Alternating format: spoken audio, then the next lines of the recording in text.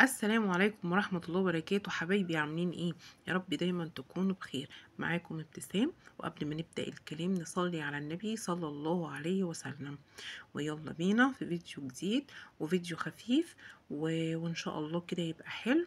وفيديو كده يعني صغنن. النهاردة هنعمل مهلبية وفيها كده تركية صغننة كده بإذن الله تعجبكم. التركية دي هتودي طعم المهلبية في حتة تانية. احنا معانا 8 كوبايات لبن، وتقدروا تبدلوهم مثلا 4 كوبايات لبن و4 كوبايات مية، يعني اي بقى كمية انتوا حابينها. وهنحط على كل كوباية لبن معلقة نشا. احنا حطينا زي ما قلنا في الاول 8 كوبايات لبن وعليهم 8 معالق من النشا، وحطينا 3 معالق كبار كده هرمية كريم جانتيه. تقدري تحطي كيس لو عندك، ما عندكيش، انا عندي سايب فانا حطيت 3 معالق كريم جانتيه. والسكر اللي تحبيه واللي يناسبك، وتقلبيهم على البارد كده كله مع بعض.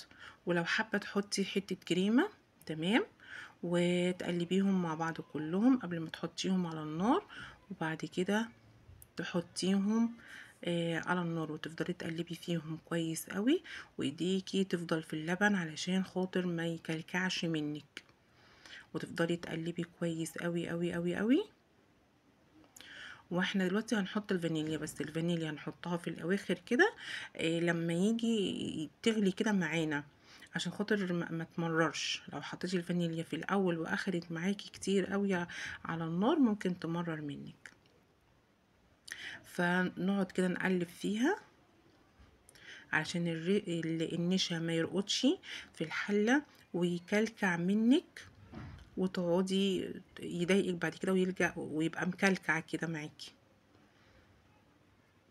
تقدري تقلبي بمعلقة، تقدري تقلبي بمضرب كده يدوي، اي حاجة، بس المهم ايديكي في المهلبية ما تسيبهاش.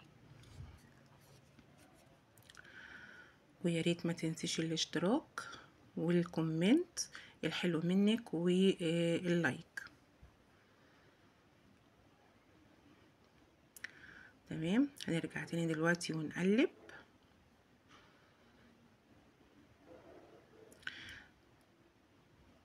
المهلبية دي بسيطة، من اسهل حاجة، من اسهل الحلويات اللي تقدري تعمليها في اي وقت للاولاد.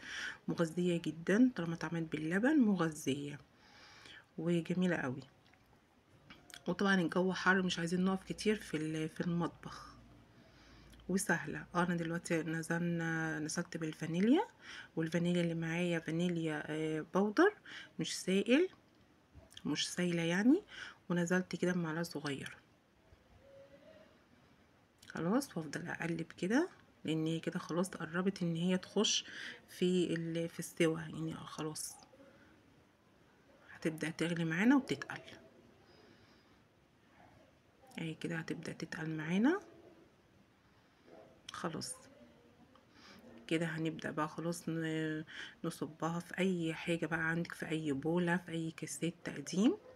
وتقدري ان انتي تحطي عليها اي حاجة انتي عايزاها، تزينيها باي مكسرات، بزبيب وجوز الهند. انا هحط عليها النهاردة زبيب وجوز الهند. عايزة سوداني، اي حاجة عايزة تسيبيها سادة براحتك خالص. ودوت كان اخر حاجة، بس المفروض هنستنى بقى ندخلها التلاجة وبعد ساعة نطلعها تاني هتبقى مسكت. ولكن انا ما طلعتهاش من التلاجة، يعني ما جبتش الحتة الاخيرة. وده كان شكلها، ويا رب تعجبكم واشوفكم في فيديو جديد، والف هنا وشفا. مع السلامة.